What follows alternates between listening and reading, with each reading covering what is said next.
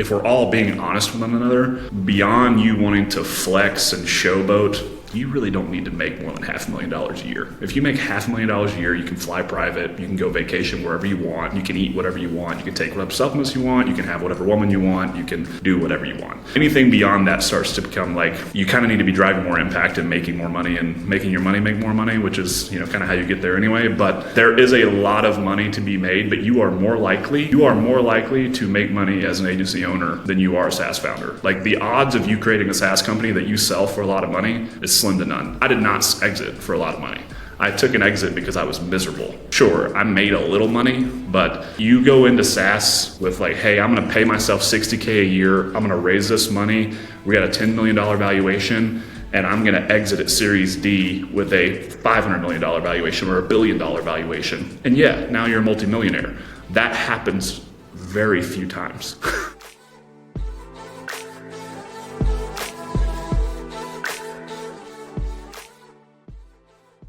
Andy? John? We have a guest today with us, Ethan Parker. How are you? What's up? I'm good. Thanks for having me. Thank you for coming to us. Can you introduce yourself to our audience? Sure. Yeah. So I'm Ethan. I'm CEO at Takeover Media. Had a long background in the SaaS and B2B services space, and then over the last few years, transitioned over to focus more on e-commerce. Largely started because I wanted to launch a business with my little brother. And so that's kind of where we got together and decided that we were going to focus in on building this agency. And so that's what I do. I've worked with some really cool brands like HubSpot, IBM, Monday.com, Zoom Info, folks like that before kind of switching gears and focusing more on the D2C space. Yeah. Okay. That's really cool. And these chains, it's not a small chains. It has some overlapping knowledge around that because direct response, direct response marketing, which is basically e-commerce, like Facebook ads, Google ads and stuff, are very important. In sales, having sales skills, of course, but it's also different in many ways. How did you do this transition? Yeah, good question. So I think it kind of happened over time. So number one, a lot of the SaaS products that I was an AE at many different startups, and then I started a consulting business where I was doing sales training for these different SaaS platforms. And what I found was I was actually working with a lot of people that were selling into e-commerce. So like Klaviyo was a client, they're a huge tool for Ecom. I was working with a lot of brands like that really focus on e-commerce sales. Obviously, higher ticket typically is when you hire a sales trainer, so ACVs of 50, 100K plus a year or so. But I did work with some other small folks. After I got kind of burnt out on just sales consulting because it's a really long-term ROI thing, and so if you have a sales cycle that's 8 months long and you hire me to work with your team for 6 weeks, it's going to take a couple quarters before you start seeing those things actually impacting the bottom line. And it was just a very up and down business. And so I got paired up with a client of mine actually came in with an idea to launch her own SaaS company. And that one was not a technical sale. It was a very much, they need to go to the website, they need to subscribe and buy right now. It's low cost, it's $29 a month. And so it wasn't like I need to be on sales calls with these people selling them. We have to figure out, a marketing machine that brings people in that buy right now, sign up and start using it. We were going after small businesses.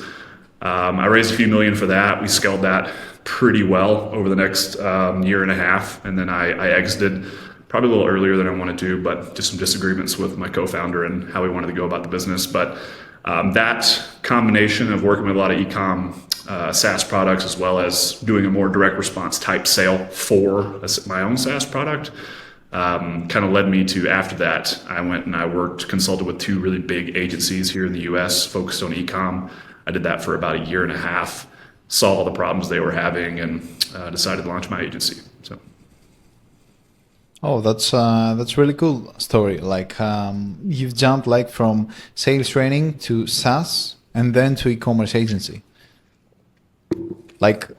So far, because it's a question that we ask a lot, in the Quick podcast and in this podcast as well, the business models. How do you see this business model so far? Because everyone tells us like that agency is business model, and like it's the easiest business model.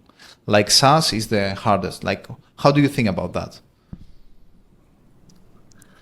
I don't know, man. It can be. I think probably two big factors that go into that are like one, a lot of SaaS companies are venture backed. So everything's always easier whenever you have millions of dollars sent in the bank account, you know? So like we raised 3 million on our seed round. We were burning 60K a month, but like didn't even think about it because we knew we had, an 18, 24, 48 month runway, with like, especially when you factor in growth trajectory. And we know like in 2 years, I'm going to go raise 10 million. We got more cash now. And so you can take bigger risks. And so in some ways that makes SaaS easier. I guess kind of the way that I see SaaS being more difficult is that most products, almost like, if I had to put a number, I'd say 80%. 80% of products plus are nice to have, not need to haves. And that's very much not where you want to be. I mean, even if you're an Ecom brand, you much rather want to sell like hey, I need to have this. Like if you think of things that are subscriptions, like replenishing items, whether it's, vitamins or supplements, or like Jolie, the shower brand that like blew the fuck up, things like that. Those are much more like get put in a category of a need to have. SaaS is the same way. When you have a SaaS product, it's a need to have. It's very easy to sell. People come and makes total sense, drives efficiency, drives profit. But most brands and most SaaS companies are not in that bucket. And so I think both are pretty equally difficult, actually. I have found the agency side to be a bit easier on my front because I'm selling me. And so when someone gets on a call, like I'm not really selling you a platform that's going to do this thing. I'm like, hey, I know how to do this and I'll help you do this faster. And you just let my team handle it. And they're like, yeah, okay, sounds good. So it's just more about building trust, whereas SaaS is like, I have to get you to understand the intrinsic value of this software. Yeah. I completely get it, and it definitely makes sense. But it makes me feel that when you go like and build a SaaS company, like because I talk with a lot of agency owners that they want to build their own products. Like it's the common thing. Like an agency owner, yeah, okay, I've started, like I help a lot of business scale, but I'm selling me. So yeah, I want to do like the next big thing, which is a SaaS company, which is like a big e-commerce brand. So they are thinking like that. So how do you feel about that? Like, do you feel that you have taken a step backwards by going to the agency route since you have built like and sold a SaaS company? I don't think so, man. I was very miserable while I was building that SaaS company. I hated what I was doing every day. I did not enjoy the people that I was working with. I was not in control. Too many people owned portions of my businesses. And to me, like money is only as valuable as the amount of freedom that it brings. And like I can be much more free as an agency owner doing $1 million a year than I can as a SaaS company doing 10 mil as one of 3 co-founders and 3 other random VC people on my board, everyone wanting me to tell them what's happening this month and then justify every decision that I make when it's my fucking company. And that's not why I wanted to be an entrepreneur. So I just think it comes down to like what you value. And for me, freedom is like the thing I value more than anything. And like, if we're all being honest with one another, beyond you wanting to flex and showboat, you really don't need to make more than $500,000 a year. If you make $500,000 a year, you can fly private, you can go vacation wherever you want, you can eat whatever you want, you can take whatever supplements you want, you can have whatever woman you want, you can do whatever you want. Anything beyond that starts to become like, you kind of need to be driving more impact and making more money and making your money make more money, which is, kind of how you get there anyway. But there is a lot of money to be made, but you are more likely to make money as an agency owner than you are a SaaS founder. Like the odds of you creating a SaaS company that you sell for a lot of money is slim to none. I did not exit for a lot of money. I took an exit because I was miserable. Sure, I made a little money, but you go into SaaS with like, hey, I'm going to pay myself $60K a year. I'm going to raise this money. We got a $10 million valuation. And I'm going to exit at Series D with a $500 million valuation or $1 billion valuation. And yeah, now you're a multimillionaire. That happens very few times. So it's like someone trying to start a shoe brand and compete with Nike. That's how difficult it is to build a SaaS company that actually pays you hundreds and hundreds of millions of dollars. That's, I think, the most interesting perspective I've heard, like, almost the last year. Like it is such insightful. It definitely makes sense. And yeah, I really like that. What you said, like it totally makes sense because yeah, it's something that you value, like you value your freedom. And I have never thought this up like this way specifically. I mean, that's why I've hated every job that I've had and why I've ever built a business, because I want to work for myself. I want to do what I want when I want. That's the main motivation behind it. Like building a business is fucking hard, man. It's the hardest thing you're ever going to do, whether it's SaaS, agency, ecom, doesn't matter. It's the hardest thing you're ever going to do as a human. And so the only reason you do it is because you want the life that it gives you. And it's like money's a tool. It's the freedom is the thing that I'm chasing. But I wanted to, because we have a friend that he is following the SaaS route, and he was in the agency route, and he was feeling like trapped in the agency route, and now the route that he has taken, that he's in Silicon Valley trying to get the Series A, and I feel him like he's doing so much work, much more work now in the last 6 months, and I feel he's getting on the situation that you are describing, like he's gonna be more trapped in this situation that he is. And I was explaining, and we were discussing, like the agency is like, it's your own business. You decide with which client you're gonna work. If you have toxic clients, you get rid of them until you find the good ones, for example. So he couldn't understand it, and he was always against on this because he was having like 1-2 bad clients because he was delivering really good results, but there were this kind of clients that they were toxic and they wanted something more out of the collaboration. But and actually. Yeah, and actually, like this was the one thing that I want to tell, and I stopped because I thought, okay, let me don't share it. But this exact thing that I want to talk about, like our friend, because like it's our mutual friend. We are like a company of 3, and this guy like stopped, like and went to the other route to do this. So that's why your perspective, like it was such insightful, because I had like Michael, our friend, in my mind. Yes. Yeah. And I mean, like it's hard work either way.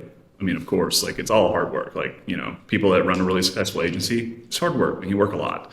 But when I was raising money, just for example, just the act of raising money, if you look at that on SaaS, like it took me 6 months to raise $3 million, and I was on a plane going to a different city 3 to 4 times a week that entire time. I was never home. I never saw my girlfriend.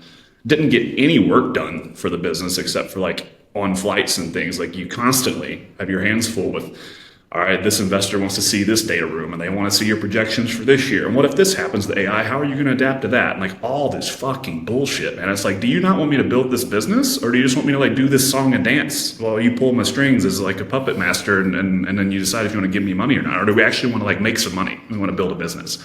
And so I'm not shitting on SaaS, and like I know some really great founders that built some really cool companies, but I found that it was 90% politics, dancing, putting on a show, dance, pony dance. That's what I felt like I was doing all the time. And to, you know, just raising money is a very full-time job.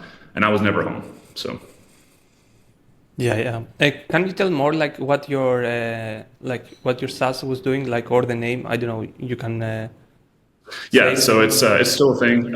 It's Textla, like Tesla, but Textla is a SMS platform for small businesses. So there's a really big problem in the SMS space. And you guys know this for Ecom. I mean, even Klaviyo is like super overpriced what you would pay for SMS directly with Twilio, which is what Klaviyo uses. Klaviyo is just sending their SMS through Twilio, who is then sending it through Verizon, AT&T, T-Mobile.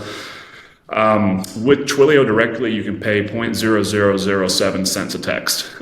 With most platforms, you start at like 3 cents a text or 5 cents a text, like crazy markups, 100x, 80x markups on SMS cost.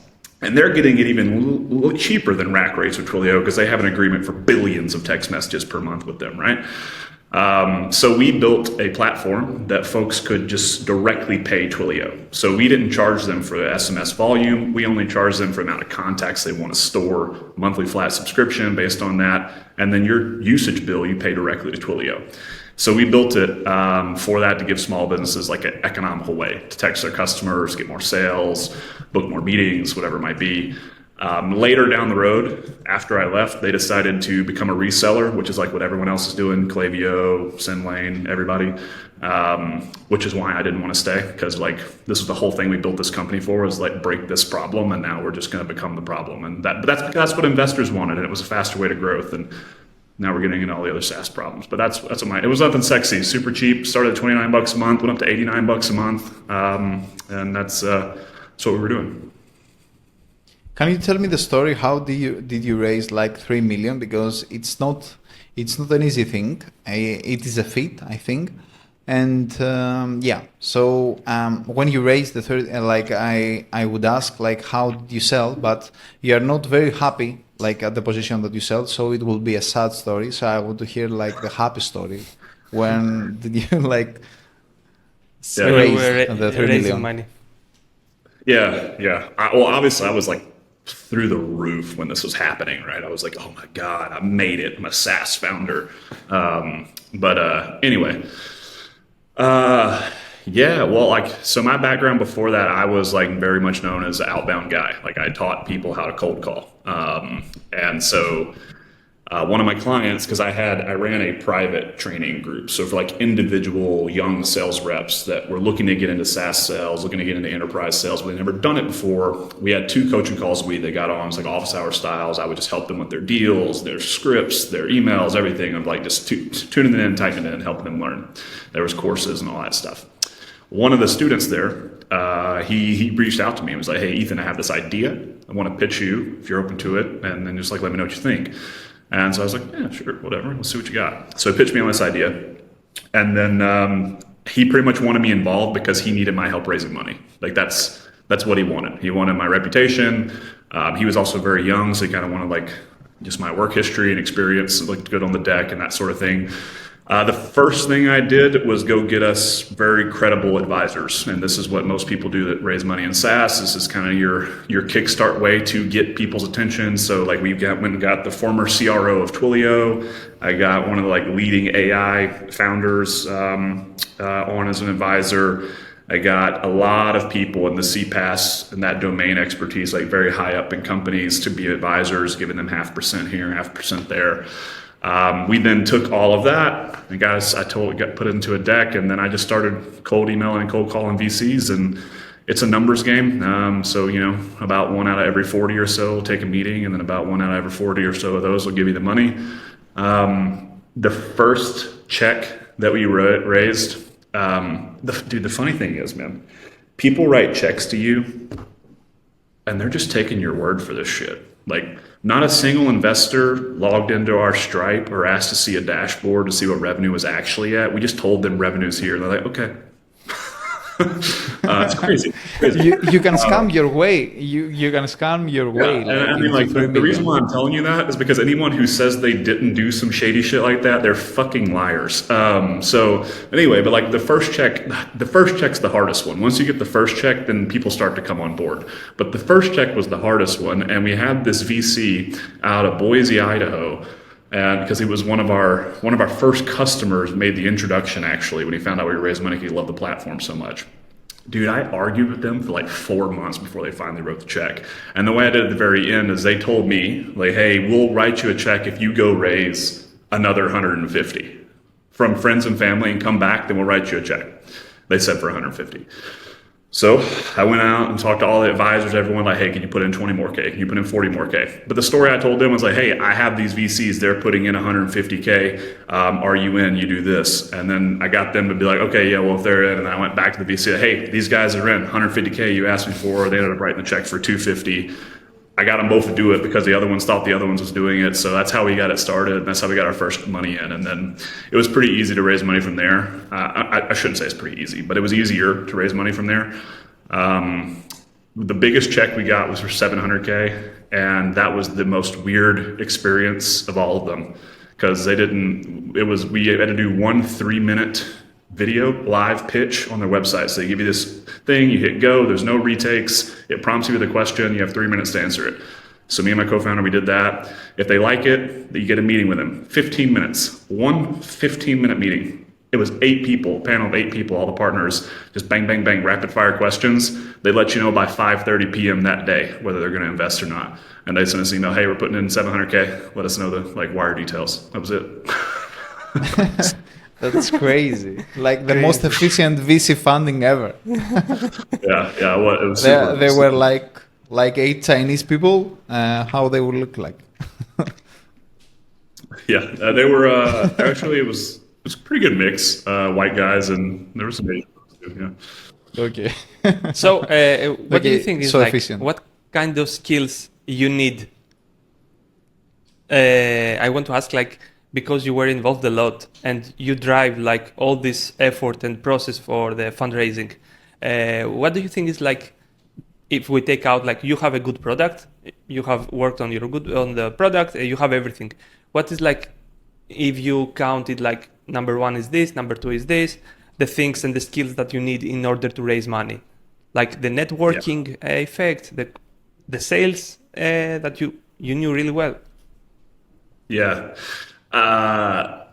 Sales is 100% the most important, but like that's a very broad answer. So to like kind of zero in on what I mean by that is like the number one principle that I taught all of my sales reps had nothing to do with sales. It wasn't about the Challenger sale or Medic or Bant or any of these things. Like the number one thing I would teach you is mindset. And so I think that's the most important thing. And so like when I got on a call with VCs, I very much quickly turned the table into, hey, I don't fucking need you. You need me. I need to be your investment that goes 100x in how you make your portfolio for the year. You need me a whole lot more than I need you. And that's just like the dominant attitude that I came into those meetings with. And like very notorious VCs that were like known to be assholes would be sitting back in their chair, very impressed by me by the end of the conversation. So like your mindset, your confidence, and like that comes through, whether it's a cold call on the phone, whether it's a podcast like this, whether it's a Zoom meeting, in-person meeting, when they see your conviction, grit, belief, determination, and your ability to communicate and articulate that well, that's how you win. Like they're looking at that more so than anything else, because that's what you're going to need to talk all your companies into being partners with you, to talk people into becoming customers with you. You're going to need that type of influence to get people to work for you and come like leave their job. Like I got our CTO worked at Amazon and Microsoft and Earnin. We got him to leave all that and come work for us at a startup that no one ever heard of. And it's because I flew to Cincinnati, took him to dinner, and I talked to him like this and got him so pumped up about the opportunity that he left and came and joined, right? So like you need that. That's what they're looking at in the founders. Like, do you have the ability to inspire people? And then you'll get the money. Yeah. And with this skill set that you have created, like this skill set that you have built up, like, and how did you land it on e-commerce? Like, is there any story behind that? Like, have you met like someone that was doing like 2 million per month, or have you went to any mastermind? What's the story behind this rapid change from that? Yeah.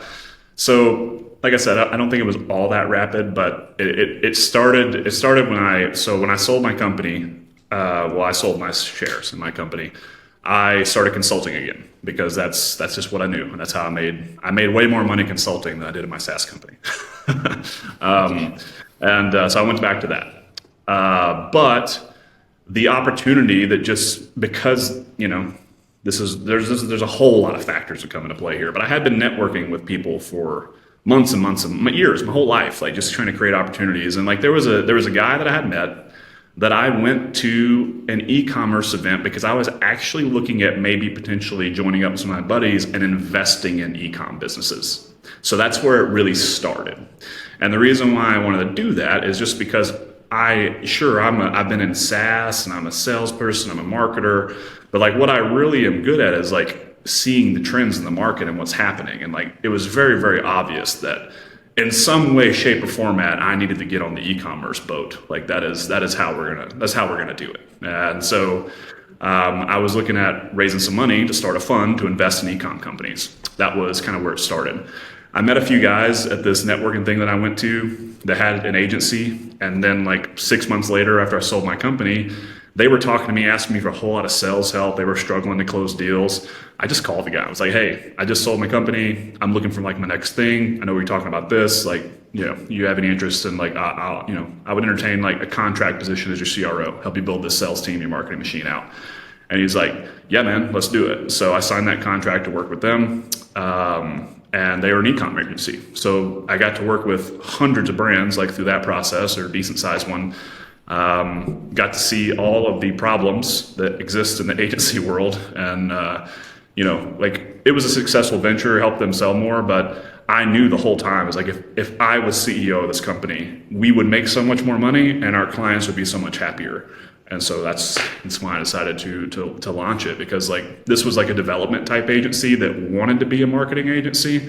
And that's what I find a lot, is there's a lot of agency owners that are like, they're very technical, they're Shopify wizards, they know all this stuff, conversion rate optimization, but when it comes to actual like marketing strategy and how do you pull all this together, how do you test, how do you figure out what messaging, what creative stuff is going to get someone to click, convert, buy, they have no expertise there. They have some contractors they work with to help them do that sort of thing, but like that is my expertise. And so we launched, my agency, which we call a growth agency. I say marketing agency like when I'm marketing, because people don't know what growth agency means, but I consider us a growth agency. Okay, that's really cool, and I can understand like this. What you said like about the development agencies, it is happening quite a lot. Like because it's very hard for a development agency actually like to have a retainer like these days with Shopify and stuff. So more and more agency owners like software agencies go to the marketing route. Like and yeah, for the technical stuff like SEO and maybe some Google Ads, they attract this kind of work. But most of the times, like they lack the skill of actually marketing stuff, like showing things to people that they want to buy or convince them to buy, which closer to sales than it is to website development, for sure. Yeah, for sure. I know some really great, like I'm good buddies with several agency owners that are fantastic marketers, but I know tons of them that are just like, they're IT guys or developers and they're trying to be marketers and they're not. And so that's why like your results suck. Like it is possible to sell a retainer as a development agency. That's like what they brought me in with that agency. They wanted me to help them do that, because as soon as they told me, I was like, why aren't you charging a retainer? And he's like, well, no one does that in my space. I'm like, all the more reason we should do it. And then we started selling them. So just like it can be done. It's difficult, I know. Yeah. So how many people are right now in the agency? Like how is... Mine? Yes, in your agency, yes. Yeah, we have about 10, a little bit less, like eight folks. But it's mostly me and my brother that do 90% of it. Like I said, like whenever I was kind of like, I felt like I was going through a midlife crisis, right? Like I exited my SaaS company, I got divorced. I was like, what? How old are you? And I called my brother and we were talking, and he's like, man, I want to make $1 million a year this year. How do we do it? And I was like, we should launch an agency, man. Like we've been consulting with agencies, like he's been my right-hand guy and all my stuff. And like, he is super, super talented in like all things creative. Like his brain of how he thinks about seeing concepts for ads or the websites or whatever, he's just like super, very, very hardcore talented on the creative front. And like, I'm very good on the strategy front and like how it all weaves in together. So we're just very natural complements to one another in that way. And so like he's that's what he does as his role. It's mostly me and him. And then everyone else we work with, the people like that I have under me, they're all developers. Like if I need landing pages that I don't have bandwidth to do right now, or someone's like on a more complicated platform that's like not Shopify and I need someone to come build it, or I have some like really deep customizations to a Shopify theme that's like, I'm not a coder, I'm not a developer. Like I can use ChatGPT and Copilot and things like that and do stuff, but like I'm not a developer. So most of the rest of our team are developers. Okay, that's great. Like I completely understand that. Like, do you do, and what service do you offer? Like at the moment, like do you do like Facebook ads, Google ads, email marketing? Like, what is it? Yeah, Meta, Google, TikTok. Yeah, Meta, Google, TikTok, connected TV ads too. We do some media buys for folks on that as well. I'm pretty bullish on that right now, actually. I even do some like old fashioned stuff. I have a good buddy of mine, Joe. He has a business called On The Go Advertising. He wraps like huge box trucks in New York City, drives them around. So like, sometimes I'll send that over. It makes sense for the brand I'm with. And then email and SMS to like all their campaigns and creatives and designs, their flows and automations and all that setup. We control all that for our clients. Loyalty programs, reviews, everything, SEO, all of it. Yeah. That's great. Like since you are a growth agency, you need to find like all the things that can make a brand grow, which is like really the most important thing. And that's our business model too. So like we charge a pretty low retainer, and we do a rev share on revenue that we drive. So like if you're not winning, I'm not winning. So I very much have skin in the game. Okay, that makes sense. And great. like, can you share like the pricing model that you have, like the basic, like the minimum? Yeah. I do 5K a month as a retainer and 10% of revenue that we drive. Month to month, no contracts. You can stop anytime you want. I do have clauses in there of like, you owe me for like the following 3 months of attributed revenue, like that type of thing, just to protect myself a little bit. But you don't owe for the retainer or anything like that. And that's the model, really. At some point we'll probably go up to like a 10K fee flat, but right now it's at 5. Yeah. Okay. That's really cool. And the most important thing that I would like to ask is, how do you close clients? Because you are a sales expert. So first of all, like, how do you find clients, and what is the process that you use in order to convince them that you are the right option? Yeah, I do a lot of stuff like this. So I'll jump on webinars and podcasts with folks to help, get more eyeballs on me and who I am and that sort of thing. I'm very, very active on LinkedIn. I have a pretty big following there, and so I get a lot from LinkedIn. And just like my network, that's how we got our first clients and this sort of that thing. We do also run marketing funnels, so we build like guides and live training downloads and things that people, will build a funnel for. And then I follow up with those people. I make cold calls. So every day I make 10 to 20 dials a day. Not a lot, but I do, a little bit every day. I think it keeps me sharp. I like it. And then also it's just interesting to talk to people, and like, I get told no a lot, but it's like interesting to hear what they say, because then that helps me on the marketing front, like the stuff they're giving me on the back end.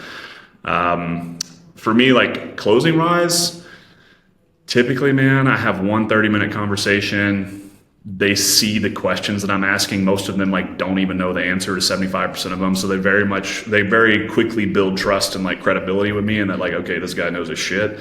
I walk away from that. I come back for a second meeting and I put together like a proposal, like not just like hey, this is what we do and how much it costs, but like I'll give them tactical examples of like, yeah, next week I will run this campaign. I break it down into awareness, consideration, conversion. This is all the assets that we need. This is how we create it. This is an example of like 2 or 3 pieces of assets that we create for you.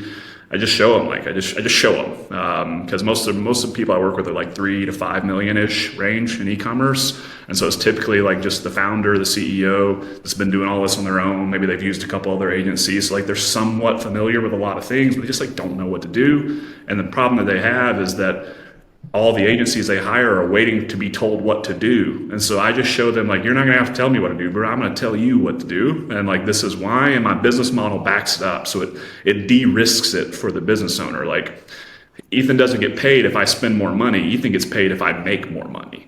And they like that. So it helps to de-risk the situation. And then usually that call is the closing call. So every now and then stuff drags out, but usually it's 2-call close and we get going. And sometimes it's just me, so like I can do whatever I want. So if someone's like super skeptical and I really want the deal, I like the brand, I see the opportunity, and I'd be like, hey, I'll give you a 30-day guarantee. If you're not happy, I'll write you a check for all your money back in the end of the 30 days if you're not happy for any reason.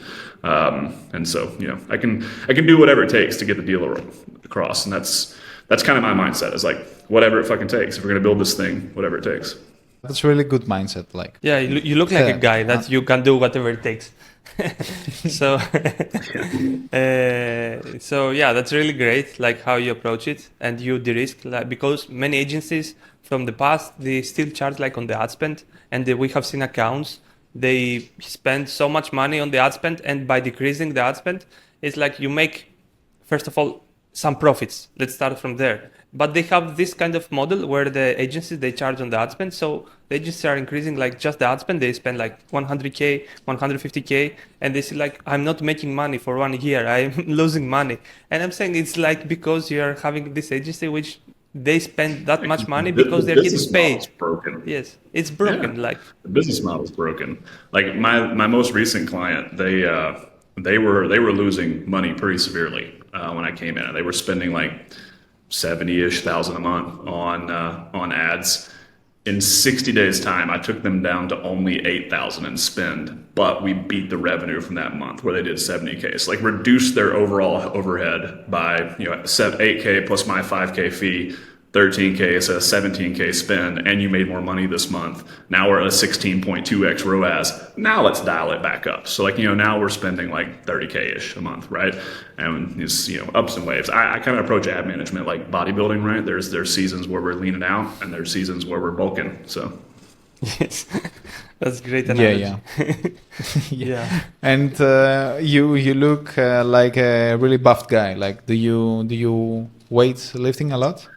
Yeah, I used to be in much better shape. My first business, so as you mentioned, like you called out like 3-time founder. My first founding business, I raised like $2.5 million when I was 20 years old to buy 5 gyms. So I used to like train bodybuilders, and I have like 3 master trainer certs. So I used to like live in a gym all the time.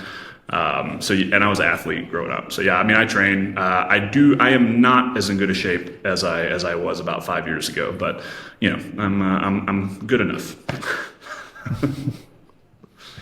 So, okay. Because you give an example, can you explain like some of the biggest mistakes that you see like e-commerce owners are doing right now, that you have noticed, like common mistakes that, because we have a lot of e-commerce owners that are listening to the podcast, so maybe it can help them. Yeah. One of the big things that like usually makes a pretty immediate impact that everyone I work with is like, if I say the word content marketing, the response that I get is usually like either, oh yeah, we should definitely do that, or I tried that, it doesn't work. Like it's one or the other. Like there's no one generally that's in between. In both cases, they usually do it wrong. Because when I say content marketing, people think, oh, let's go write some blogs. Let's go, we'll make a podcast. We'll do a webinar training on this. We'll create this guide that people can download. And like, yes, all of that are forms of content marketing, but they never put a lot of energy into like, what types of content should you be producing for the stage that your customer is in? So that's like the number one thing I teach brands, like differentiating awareness stage audience and consideration stage audience, and the content should match that. So with every single campaign that we do, I'll just take one of my clients, they do as a green drink, like a daily green supplement. So obviously it's in the weight loss, health and fitness, gut health type sector. So for example, we just ran a campaign because one of their big differentiators is that they're very low sugar. A lot of cleanses and green drinks have a lot of sugar in them, and that's kind of bad, anti everything you're trying to do. That's very low sugar. So the awareness stage article is simply about how sugar impacts gut health and weight loss. There is nothing about the product in that article. There's no product on the pages, on the landing page being shown. The only CTA on that page is, hey, was this helpful? Give us your email. That's it. That's the only CTA that's on that page. Everything around that campaign, the ads, the emails that are going out to that segmented audience in Klaviyo, the social media posts, they're geared towards one thing, and that's collecting information. So it's like learning to think of currency in 2 different ways. Like first form of currency is information, the second form is revenue, and you always get the first before you get the second. And so teach them to create content that generates information. And then obviously, like I could go on about email and SMS structure that needs to be right to help get them down the funnel. But let's pretend you got that dialed in. Then consideration would be different. So for that same article, I'm going to talk about how Chef V's green drink is your low sugar solution and this, that, and the other that is going to push the product. So it's going to be another blog that is informational, but it's talking directly about how our product helps you move from A to B. And there is a product like added into the page. You can add to cart, buy right now. That shit converts so hot. Like they see it and it's like they think it's magic, but it's just simply the buyer's journey. And that's like something I think that I brought in from like my sales background, because like when you get into enterprise sales, what you get pounded in your head is the buyer's journey. And I think like sometimes marketers and brands like forget that, and it's like just all CTAs are buy now, discount, buy now. It's like, well, what about 95% of the other audience that like isn't ready to buy now? How do you get them ready to buy? And that's where I focus on. Yeah. I would like to ask you more like about how do you structure your service, because what I'm seeing from me, like for us running ad accounts and helping e-commerce business grow, like only on Facebook. Like we have mastered Facebook, like how the technical aspects of Facebook and how we can actually like optimize the campaigns and on the creatives as well. So you doing this for the brands, like how does it work? Like, do you hire your own email marketing expert to help them? Do you help them directly with everything? Do you use these 5K like to hire like some people to help them? How does that work? Because Yeah, it's a lot, like it's a lot of yeah. services. Well, I do it all myself. So like our model really is like, I'm not trying, I do think I can scale this agency beyond me. Like I do think I can. I don't think I'm ready for that right now. So right now, me and my brother do everything. I need more systems and processes. I need like more things that are in my brain to be like documented on paper. But like right now I do it all. And so like our capacity is like 6 clients. But if you look at the pricing model, it's like, right, if it's 5K per month per client and 10% of revenue, like if I'm adding and you're giving me, I don't work with people that like don't have ad spend. So they're like, oh yeah, we want to hire you. I can pay the 5K, but we only have 1,000 a month in ad spend. I'm like, no go, not a good fit. So assuming they're spending 10 to 20K a month in ads on top of their fee they're paying me at a minimum, I know that I can very rapidly add revenue just based on like email and SMS optimization and ad optimization first. And those are generally the first 2 things I look at. And that will immediately is going to be 20%, 30% month over month increase in revenue. I'm getting 10% of all of that. So now I have one client that's paying me 15K a month.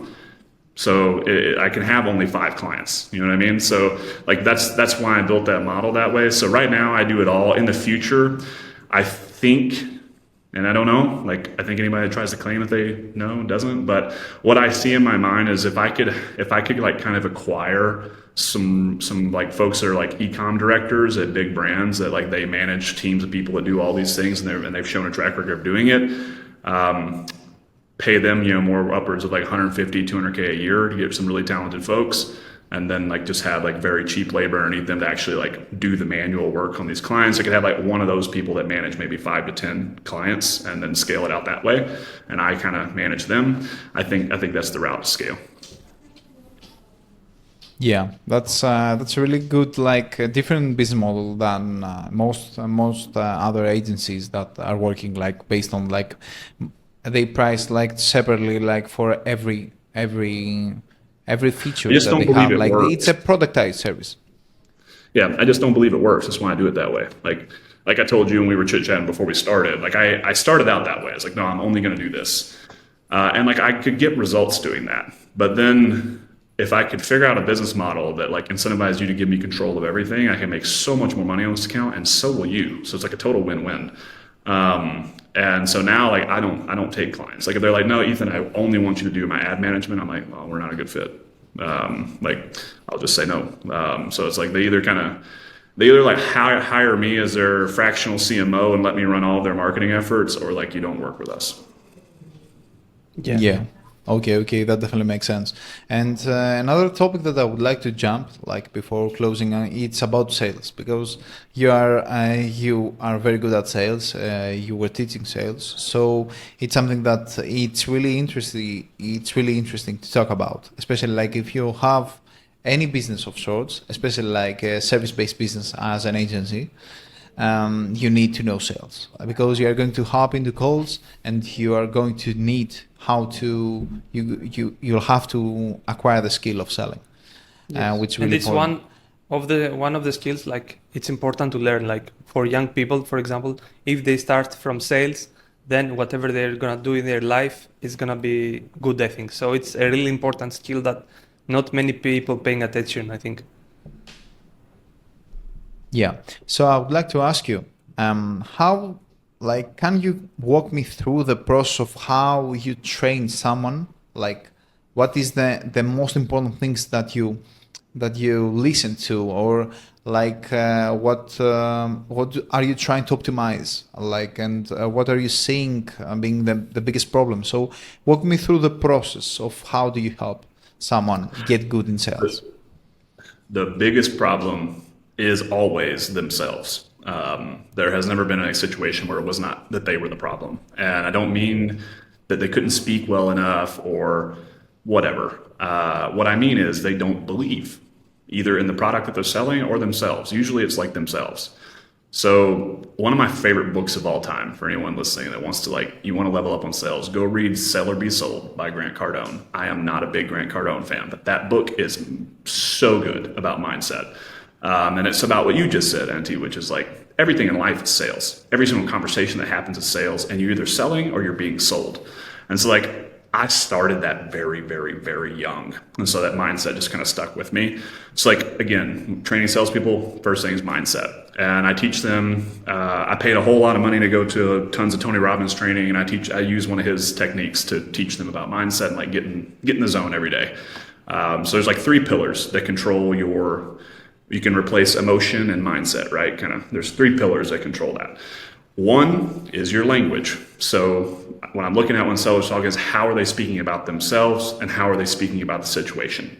Example, yeah, well, I think there might be an opportunity, but I don't know. The guy, he's pretty nervous. I know that they got their quarterly planning coming up next week, and it's kind of a bad time to bug him about this versus, hey, they have quarterly planning coming up next week. We have a huge opportunity to put something really impactful in his hands. It's going to make him look really fucking good to the rest of his board. Same situation, 2 totally different mindsets. The second person's going to win. Both of you are nodding as I start to do that. And you can see it and hear it in my voice and how I'm saying. So that's language is number 1. 2 is focus. So you have external language and how you speak about things, and you have your internal focus. Are you focused on the problem? Which is very easy to do as an entrepreneur, as a salesperson, is to focus on the challenge. But instead, if you learn to train your brain to focus on the solution and just work nonstop towards the solution, thinking about the outcome that you want, shit just works out. So focus. And the last is physiology. So when you're nervous, anxious, depressed, sad, generally your head's down, you call it the 2 millimeter move, your chest is more down, your shoulders are more in, your hands are closed, your arms are crossed, your palms are sweaty, etc. So the easiest way to change mindset and emotion is that one, physiology. Make a radical change in your physiology and you will see a radical change in everything else. So head up, shoulders back, palms open, get extreme with it. You're in your office alone, working from home probably, you can be an idiot and no one will fucking know. I used to get up and beat on my chest before I made cold calls when I was an AE because it would just get me primed in the moment, right? So, and that's Tony Robbins teaches that. When you go to his things, he makes you day one, you have to make a move. He gets up in front of an audience, 200,000 people, is make a move, and everyone just does crazy shit in the audience. And then now that's your move you do the rest of the conference, so gets you primed in the zone, right? So it's mindset. So that's number 1 with sales. And then there's a whole lot that goes into it there. I generally teach MEDDIC. So, MEDDIC, each word, each letter stands for something, metrics, paper process, business impact, pain of no change. They all stand for different things. And so I would teach through that structure of this is the information you should be looking to gather when you're having sales conversations. So it's going to be really hard for me to sell you something you have to pay $60,000 a year for if I can't show you how that's going to make you considerably more money than that. So just being able to build a business case, and those MEDDIC principles will help you build that business case. So that's generally where I start. I also always start with prospecting before I start with sales, because you gotta be able to get sales calls before you can worry about how to run them. Yes, yes, it's really good what you shared, because many times people, they are focusing tricks and tips, but it's some core things that you said, which are gonna impact all the other things in the process of the sales. So you mentioned Tony Robbins and Grant Cardone. What are some other books or mentors that you have followed about sales that you can mention? Yeah, Start With Why. Simon Sinek was a really good book. The Challenger Sale is a great book. It got overplayed in the SaaS world, but it does have really good principles in there. It's a good book. Another Grant Cardone book, The 10X Rule, is good just from an activity and mindset standpoint. Crossing the Chasm. That's a really good one that's a bit more strategy, high levels. So that's going to be more interesting to C-level folks, VPs of sales, CROs, CEOs. Really, really fantastic book. The 80-20 principle, Pareto's law, another great one. Nothing to do with sales on paper, but like everything to do with sales. Like number one thing, if you're actually a good salesperson, just like if you're a good entrepreneur, is like time management. And so like learning to apply the 80-20 principle to every part of your life will make you more successful. Yeah, definitely. Yeah. Another thing that I would like to ask about, first of all, like I have read like Grant Candone's book, and it's something that I want to talk about. Like, first of all, like I really enjoyed this book, like Sell or Be Sold. Like it was really, really eye-opening from like how to see the world, like how you can actually see the world. Because everybody, like when you enter into sales, you think that, okay, this is a cheesy thing. This is a thing that you ought not to do. Like it's not good to sell somebody, but it's either like you're selling every day, like you're doing every day. That what you fear, you are doing it every day. Like you are not a salesy person if you do that. But the thing that I would like to ask is, and nowadays there is a structure around that, and Grant Cardone uses it, like teaches this structure, and this structure. Like there is a specific process, and when you get into a sales, like a high ticket sale, they appear as they have a process. They are very trained and they can answer every occasion, and they can sell you the vacation, and they went you through the process. But the thing is that I think that when you sell like that, and I want your opinion about that, like when you sell like that. And people are feeling as they're entering a funnel. So they are feeling that everything is scripted, that we are not doing any conversation. You are guiding me like to make the decision. How do you feel about that? Like about having a structure and selling this way? Yeah. I think it's good to have a structure, but to your point, I mean, I think most people let the structure run them than like running the structure. And what I mean by that is I have like my own IP. It's called the World Class Discovery Guide. Like I have a guide, a structure of how to run a discovery call. But like the structure that I give people in that guide isn't, we ask this question, then we ask this question, then we ask this question. Because that's like what you're talking about when you get into bigger organizations and higher ticket sales. Like oftentimes, like what their goal is from a leadership perspective is, I want to create a process that I can put any salesperson in and they can do this. And that is never going to be optimal. What that will do is it will capture a certain percentage of the audience, and it will help like people that are decent at sales be okay, but they will never be great.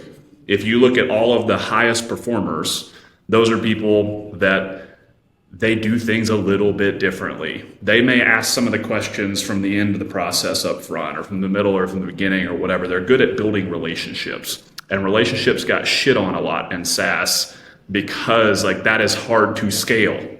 And everyone in SaaS is focused on making VCs happy. So they're only worried about scale, not the customer. And your top performing salespeople at any company, they have great relationships with their customers, which is why they do well at any company they go to, because they have a network, they have Rolodex, they have people that know them, they can call and they can get on a phone and take a meeting. I can call any single person I've sold to in my entire career, and they will take a meeting with me to hear what I have to say because I was helpful to them. So I think you should have a structure. I think you should know what the outcome should be. Like that's really kind of the most important part. Is when I go into a call, I want to know what the outcome I want is. And I want to kind of, in general, know how I might be able to get there. So I know like what kind of basic information I need to understand in order to do my job. I know what basic information I need to understand in order to build value with you. And I also know that I need to make a relationship with you, and I know that this is the outcome that I need to happen, which is, in most cases, if we're talking about software, is we're going to book a demo call. So we're going to do a discovery call, and then I'm going to get you to a demo call. If you're an agency, that might be, we're going to do a discovery call, and then I'm going to get you to like, some sort of workshop where I'm going to like take you through process of what we might design for you or give you ideas or things like that, right? It's your form of a demo because it's a service instead of a product. So I want to have that outcome in mind. I want to get to that outcome, and that's as much structure as anyone really needs. I think that a lot of the more complicated the sale is, the more money the sale is worth, the less structure works. the lower ticket items, you can have very wash, rinse, repeat process that like you can just give everyone a script. They say these words and a certain percentage of people will buy. But the more high value the sale gets, the less that works. Yeah, I completely get it, and this is my opinion as well. Like this is my thought process. I thought that, yeah, for higher ticket items, yeah, it would be much harder. Like when you are in closed rooms with all people are really educated around that, you cannot sell through a script. It's not happening. Yeah, I mean, there's a whole lot that goes into selling at a high level, but ultimately, like for me personally, when I sell, it's always like, how can I make this person look as good as I possibly can? Because if I make them feel confident that they like, oh, Ethan's going to give me some good shit and it makes me look good internally, like they like me and they're probably going to buy from me. Because in the day, it doesn't matter if we're selling to the CEO of Apple or the CEO of Joe's Burgers. It's people buy from people, period. Like your product needs to solve the problem, of course, but like let's assume all of that is equal. They go with the person they like the best. And if they feel confident that like Ethan has my best interest in heart, they'll choose me over another sales rep because of that one factor. Yeah. I totally agree. That's really powerful. I totally agree. But I think that if you are a city person or you have a horrible like personality, maybe you should stick to the script. Maybe you should not be in sales. Yeah, maybe. There's lots of other career opportunities. Yeah, definitely. Okay, that's great. Like, do you want to share anything for closing? No, I really appreciate you guys having me on. I have my own podcast as well. It's Takeover Media podcast. Maybe you guys, I'll post this over there too, but maybe you guys want to come on there sometime. And we're going to cut yeah, shorts as well. I'm going to send you. Maybe you can upload them if you want. absolutely. Like, because we create shorts. Okay, that's great. Nice having this conversation with you. And Thank you. we would like to take like a moment and maybe like in the future create more and more like and see like what's happening. It was Yeah. really nice talking to you. And this was the pod. And we talk again. Andy, okay? Yes. Bye. See you in the next one.